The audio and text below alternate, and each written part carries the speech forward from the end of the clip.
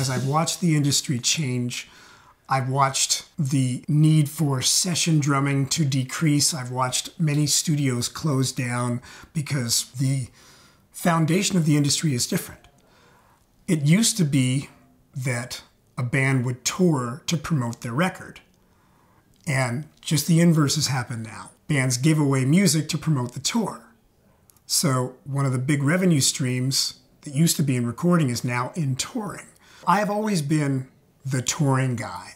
I've always done my share of sessions, but for the last 26 years, I've been gone more than I've been home. So I count my lucky stars that after 26 years, I'm still working.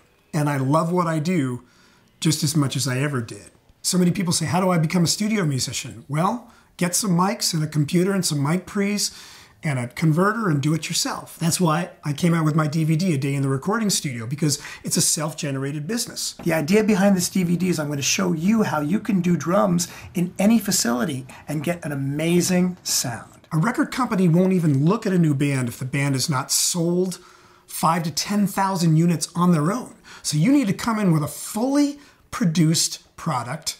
Your image, your concepts, your songs all have to be completely dialed. And that's what makes the business very, very different now than what it used to be.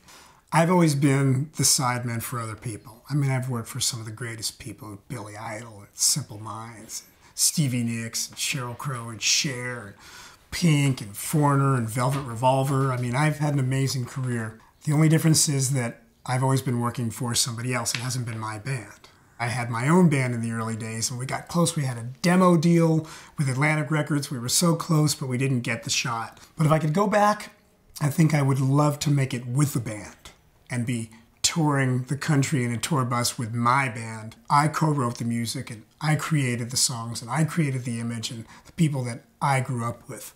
That'd be about the only thing that I would change, because everything else has gone pretty darn well. I've done hundreds and hundreds of drum clinics, and people ask me, do you have some good advice for young drummers? The most important thing for a drummer, for a musician, if you're in a relationship, if you're a parent, is listen. Everybody wants to talk, everybody wants to play.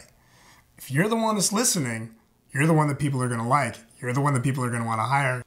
You're the one that people are going to want to be around. Everybody just wants to be heard. So if you're the one that's listening, then you're going to respond very musically. And if you respond musically, you're always going to work, you're always going to be in demand. And developing your internal sense of time.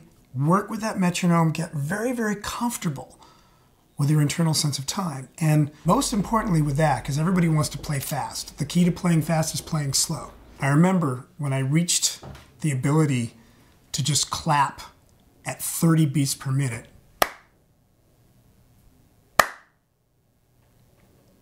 feeling all that space. That's what made me realize what I don't play is as important, if not more important, than what I do play. The space between the notes.